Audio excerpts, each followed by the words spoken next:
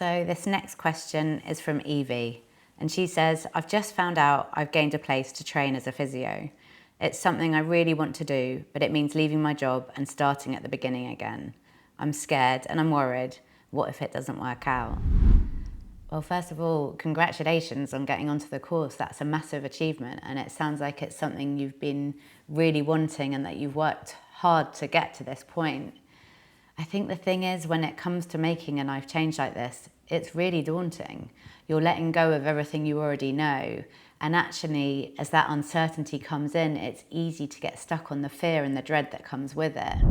But you need to go back to that first feeling of when you were applying for physio, when you were really excited about this.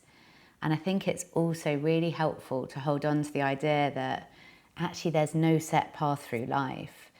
When we think about what we want to do, it's almost easier to think that whatever choice we take is going to have advantages and disadvantages. And all too often we imagine there's like one right way and the other ways are going to be all wrong. But whatever we do, it's based on a prediction of how that will be. And in many ways, once we know what we want to do, it's really going with that feeling and making that decision work, rather than overthinking it and getting caught up in all the what ifs. Because when you want to do something, it's taking a bit of a leap of faith, but it's almost looking back and knowing that if you don't do it, you might regret that more. And that often we regret what we don't do far more than what we do. When it comes to any decision, whether it's a big one like this or something smaller, I think it's helpful to remember that 1, you just need to make the decision. 2, you need to focus then on making that decision work. And 3, it's accepting that no matter what the decision is, even if it's something you really want to do, there's going to be times when it's hard, times when you kind of doubt yourself. But when you recognize that's understandable and normal, it lets you persist and keep going and see that you can get through those times. And that in the long term, that lets you live by your values and the things you care about, and it moves you more firmly towards a future that's going to benefit you and be doing something that you want. This next question is from Freddie, and he says, how do I feel more confident? I constantly feel self-doubt. I find it really helpful to remember that confidence and insecurity are not separate. They're intertwined, more like a circle, and they're part of growth and change. It's really normal to go from the high of feeling like you know what you're doing to the low of feeling that self-doubt and insecurity. And actually it's working through those periods of insecurity and self-doubt and trying things out or doing new things that lets you build confidence. And almost knowing that makes a difference. So when you experience that self-doubt, it's just reminding you, yeah, that's human. You know, that's a natural thing to feel. And that when you're in those moments of uncertainty, it kind of just means you care about what you're doing, but you're not sure if you can do it yet. And I think in a funny way, you know, when you get it at the right amount, self-doubt and insecurity can be a good thing, as it motivates you to work harder and to try new things and to get through that discomfort and see that you can cope.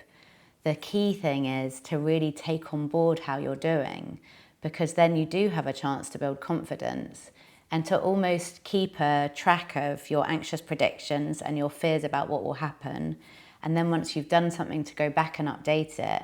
You know, we spend so long thinking about all our worries, but rarely do we stop once we've done something and properly think about what it took for us to do it, you know, what we've achieved, and to spend time properly going over it in our heads. And actually, when you do that, of course, then you have a different picture of how you're getting on. And also, the next time you're feeling self-doubt or discomfort, you can remind yourself, actually, no one knows it all. This feeling's really normal, and I felt like this before, and actually I was so glad I did it, and it worked out better than I expected. And even if it doesn't work out every time, I can guarantee you'll learn something from it, and that it's never as bad as it feels.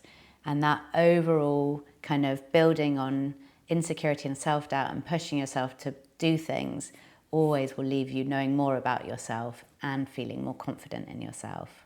The next question is from Ritu, and she says, I feel like I'm stuck on a treadmill and life is just passing me by. How can I make my life more enjoyable? I think it's really hard when we're in these periods of our life where we just feel like we're being dragged along by it. You know, I think it's something we can all relate to, where you feel like you're surviving rather than kind of thriving or living your life. I know what I'm like, when I'm looking forward to a holiday, I almost just work through and feel like, oh, once I get to this point, it's all going to be better. But the trouble is, as much as we do that, we're essentially putting our life on hold until we get to that point. And what I know clearly from my own life, but also in working with lots of people who experience these things, is that nothing magically changes when you get to that point. And when you put it off to a future time, essentially you're not making any changes to the here and now. And when you think about it, it's only today that we can change things. And it's only today that can make a difference to tomorrow, rather than putting off life for another time. I think when you're stuck in that kind of treadmill, it's difficult to pause, but actually that's exactly what you need to do, to kind of stop for a moment and take stock and try and gain some perspective on what's going on and think about anything you can do that can change in the here and now. But alongside that, I think it's also important to think about the bigger picture. And there's this wonderful story of this person called Candy Chang, who you can look up online. And she really sadly lost her grandmother. And when she did, it made her really think about what life is all about and what's important. And she did this amazing project where she wrote on the side of disused houses, line after line, saying exactly the same thing. Before I die, I want to. And then she left a blank space.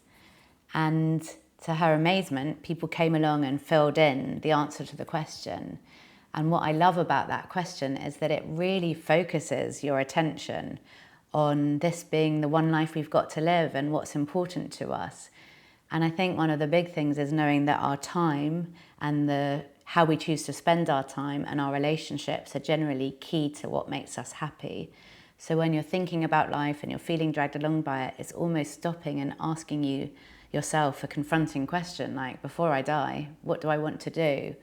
And when you brainstorm that list of things, even if to begin with, when you're in a really busy period, you just incorporate one small thing, it's putting you back in charge of your life and seeing the difference that that small thing can make and really trying to build on there and think about that bigger picture and keep in mind what it's all about and what's most important to you.